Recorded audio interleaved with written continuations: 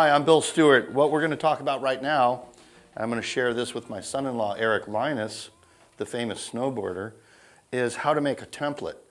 Now, most people lay a surfboard that's already been made and they try to trace it as good as they can. But let's say you want to just come up with your own design, your own lines. So this is a template I made probably 30 years ago. It was actually a knee board. I have used it for the fart knocker and a few other short boards that came out pretty cool. And it's a very full nose. So what you want to do is you want to come back, mark your length, come back a foot, find the wide point, and a foot up from the tail. Now, if you notice, I marked these. This is the board I kind of want. Let's say I don't have this, but I have the numbers. Let's say I want a 16 nose and 20 inches wide or whatever the heck you want, right? So a way of putting curve in it, and you can look down the tape. Pulling tape is an art form also, but you want to get and turn it.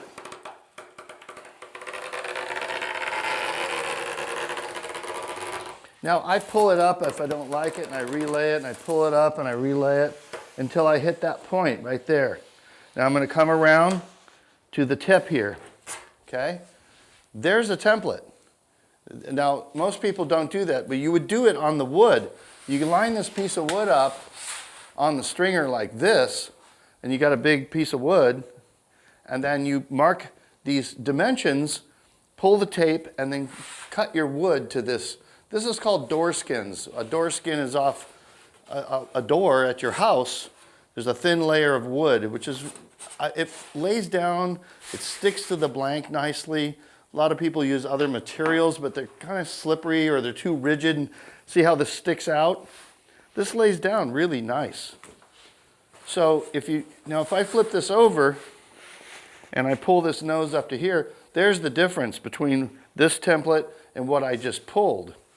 Now, if I look down this and I go, let's say I'm looking down, I can actually see a bump right there. When you look down it, you can come back and pull in a little tighter and pull the nose in even tighter to that. So if you go over it and over it like that, you can come up with it. Then when you cut it out, you start looking at it in a nice shaping room, looking down the line, and see if you see any flat spots, high spots, warbles, or whatever. And you just take a block, a sanding block, once you cut it, and you true it like this. And you take the edge off, and you round it so that it doesn't have any splinters or catch on anything. And this is a really, really old kneeboard template that I used to make boards for Brian Steffen, Q-Tip, at Salt Creek. I made a lot of kneeboards for him. He's a professional photographer.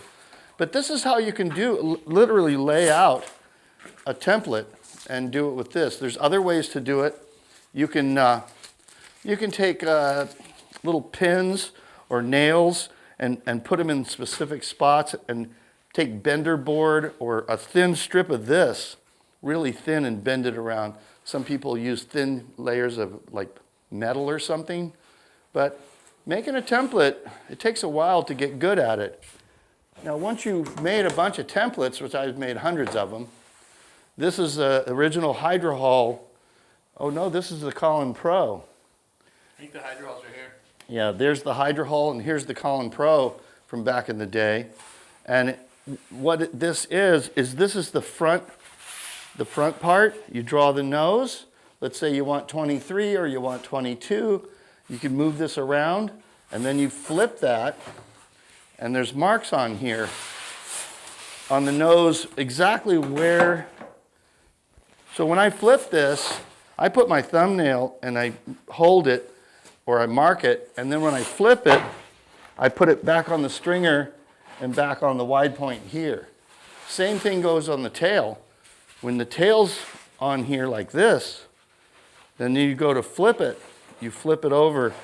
It's a butterflied image. So if you have two perfect quarters, then it's a matter of 4 quarters make a hole. There it is, and it comes out beautifully. And when you use a pencil on this and you're drawing your outline and you're going like this, then now you got a really clean line to cut to. Now, when I was doing high production shaping, I used a skill saw with a plastic cutting blade to cut vertical, and I was doing huge numbers. I was doing 8 to 10 boards a day. So I used this permagrit blade. I don't even think they make these anymore. I don't know where you'd get one. Terry Martin turned me onto this about 40 years ago or longer. That has cut thousands and thousands of boards. There's some miles on that blade. As Eric, I've told Eric, I said, do not drop that saw. Do not bend this blade. Where you got this too, right? Yeah, the old classic handsaw. Of course, Robert August borrowed this from me, and it says, thank you for teaching me everything I know, Robert August. Now, because I loaned it to him. What I did on this saw, I cut this saw down. Usually they're like really big. I had the metal guy cut it and made it really thin on the end. And I also grinded off this part. They have a thing like this for sawing this way. But on a surfboard, a lot of times you're cutting like this, right? You're cutting up and down. And you can make a pretty tight turn. If it's narrow on the end, you can go around the corners really nicely. But, you know, most people are going to handsaw. They're not going to use a tool like this, especially if you're not doing high volume. If you were going to cut hundreds of feet of wood, you would use a saw, an electric saw. But if you're only doing one board, this is fine. But this takes a little while to get used to operating the machine. But I love it, and I hope this helps you make a template. And it's kind of cool to make an original and not steal it from somebody else you've already seen. Thanks.